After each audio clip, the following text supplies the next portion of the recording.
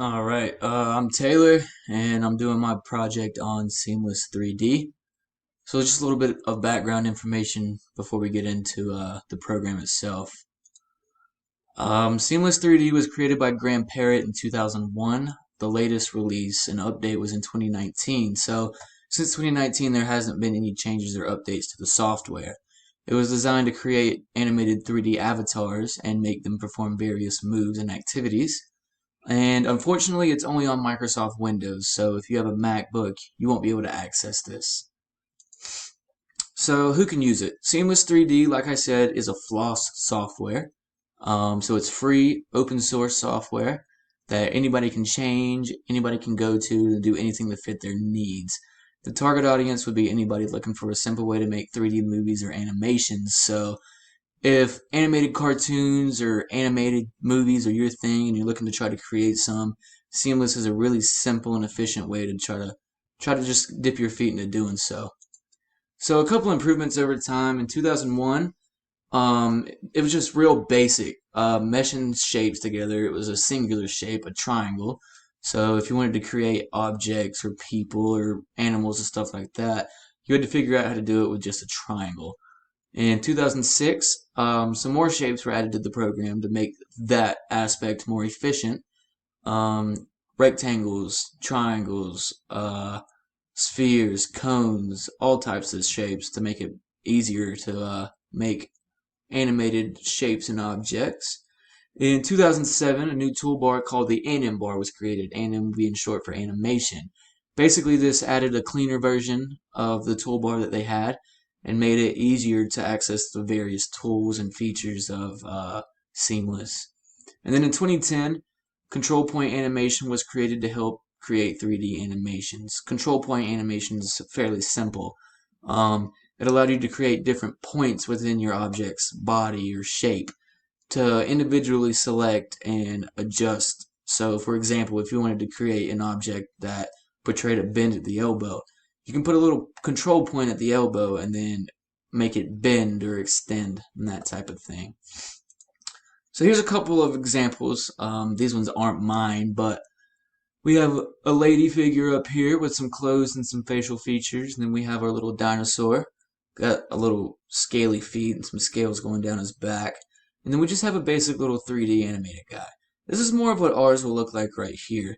These two were created by the founder of Seamless, so he's got a little bit more work with it than we do.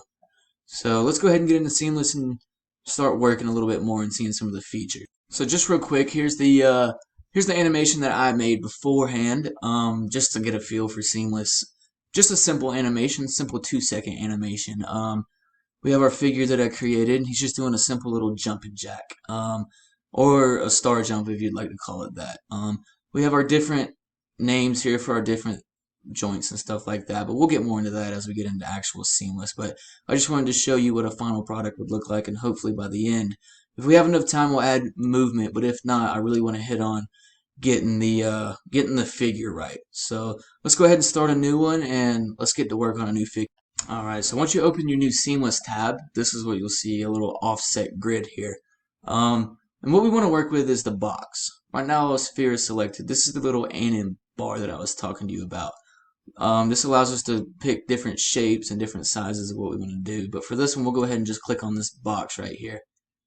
And once you click on it, it allows you to adjust the different heights, lengths of your base. So we'll go ahead and do something not too big right there and zoom out a little bit. And once you click on it again, it actually allows you to adjust the height or the depth of your object. So for this one, we want to go with height. So we'll raise it up to about there. And then after we do that, we want to come down here to this butterfly tool. Now this is convert to patch. More specifically, we want to work with control bands right here. We're not going to work with stobs or Z-stobs. And we're not going to change any of these settings. We're going to stick right here with control bands. We're actually going to move up to 9. What this does is it creates 9 different section points. Now, there's more than 9 points, but there's 9 sections if you count these sections right here. Each one of these sections can be used to edit. These are those control point sections that I was talking about in the PowerPoint. So once we have our 9, we'll click Done. And then we're going to come up here to our viewpoints.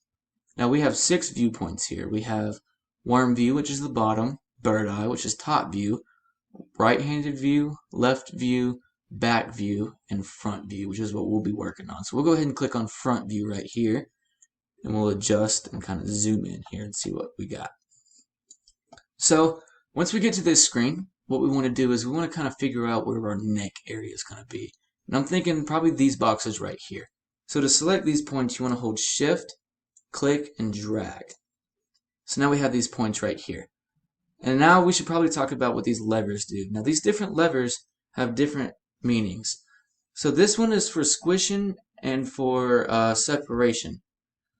What it does is it extends or it squishes your object. This one is basic rotation of your object. This is rotation on a pivot. This would be our pivot right here. Not a pivot, excuse me. Rotation on a neutral. The neutral is the intersection between our two levers right here. And then you have scale, which is right here, and then translate.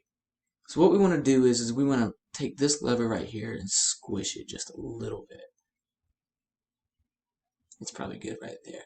And then we're going to take our translate and then bring it up.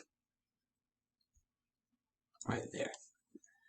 Now we kind of got the shape of a head a little bit, but our body torso is still a little distorted. So what we want to do is we'll hold Shift, click,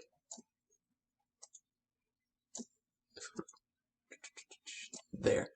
And then we're going to go ahead and click Translate and just bring everything up. So there. Now we're working with something a little bit that looks like a torso and a body. And now that we've done that, we need to start adding some arms and some legs. So this is really simple. All you do is you select one point. So our arms will be off this point right here and this point right here. And our legs will be off this point here and this point here. And the good and simple thing about Seamless is it mirrors itself. So whatever I do to this point is going to happen to this point, and vice versa with these points. So if I shift and click here, select that one point, and I come down here to extrude, it brings me to this little box right here. We want 3 different insertions. So we'll insert that to 3, and the distance is how long we want our arms to be. So we want them to be pretty long. We'll go out to probably about, we'll say 1.4. That's probably pretty good. And then we want to add a spider web center. It kind of, when you add the spider web center, it makes it a little bit smaller, and what it does is it rounds off your edges. So we might want to go ahead and extend just a little bit more. 1.6 is probably good. Once we've done that, we'll go ahead and click Done. And then we're going to come down here and do the same thing. The insertions that we saw in the last dialog box are these little 3 lines right here. It adds us another opportunity to put more points if we wanted to edit the arms. But let's go ahead and do the legs first. So we'll shift, drag, extrude, which is this little icon down here. Same thing, 3 insertions, and then we got to up our distance. Now legs are normally bigger than arms, so we're going to have to click and hold this one for a little bit.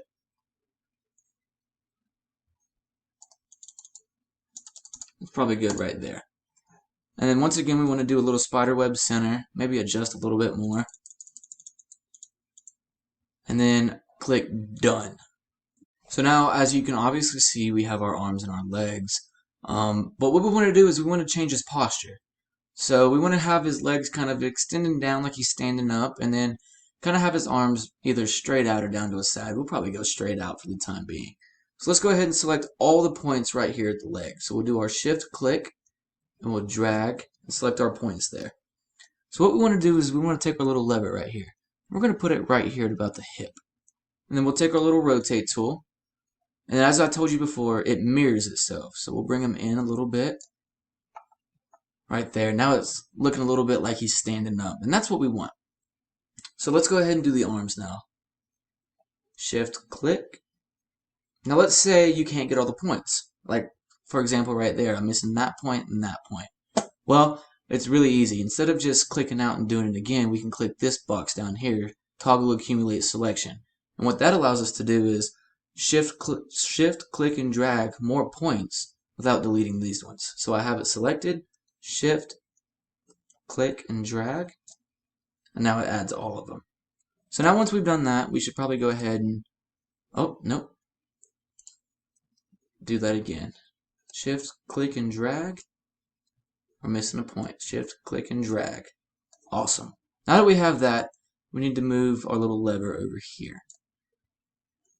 Take our rotate tool and kind of get his arms extended like that. Now I ran into this problem a couple of times. As we see, we have this little shadow type going right here, and obviously it doesn't look anything like an arm. So if we take this top point right here, or you can obviously take this one because they mirror each other, but we click on it and we just kind of bring it down, make it look a little bit more smoother. Once we've done that, we can go ahead and click out, and now we got to work on this little gap right here because it doesn't look very natural. So in order to do this, we need to go ahead and shift click and highlight all of our guy, and it gives us our little points here and our little lever tools. And what we can do is we can just kind of squish them down or widen them out, make them thinner, make them bigger, that type of thing. But what we really need to do is we need to come down here and we need to move them from here. Alright, sorry about that. A little technical difficulties. My computer shut down. But we're back here. So like I said, we got to get these little legs right here fixed. So we're going to go ahead and not do that. Shift, click. We want these ones right here, and we want to just translate them in. Actually, we want to squish.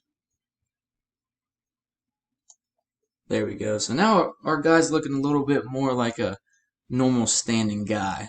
So now that we have our guy, we want to start adding to his skeleton a little bit. So if we come up here to the little skeleton edit mode right here, click on that, and what we want to do is we want to select this little red dot right here, and we want to move it up here towards the pelvis area. So probably about there. So this is going to be the start of our bones. We're going to click down here, and this is add bone mode. So once we click on there, click on our bone, then we just keep adding little bones here. And they should all start to connect. So once you got all of them selected, all the way probably up to there, what you want to do is you want to add a new one. So we want it to branch off from probably about here.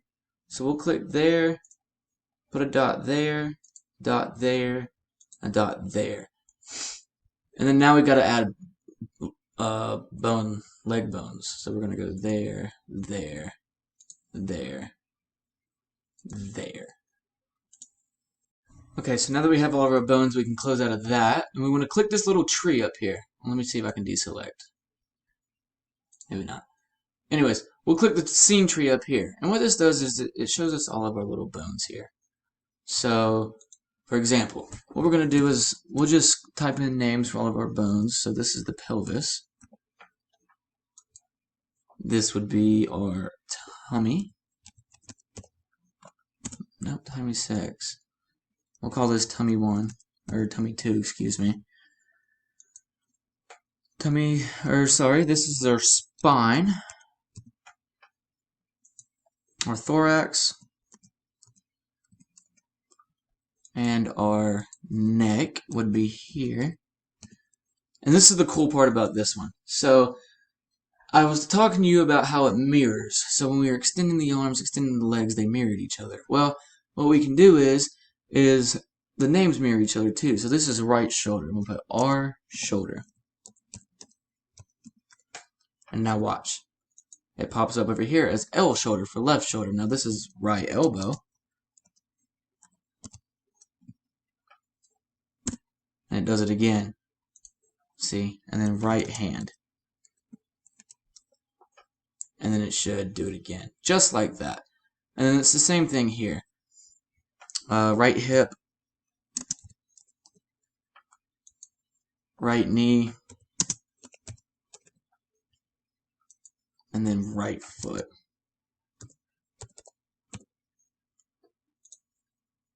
Oops. There we go. Alright, one more. Nope. Right foot again.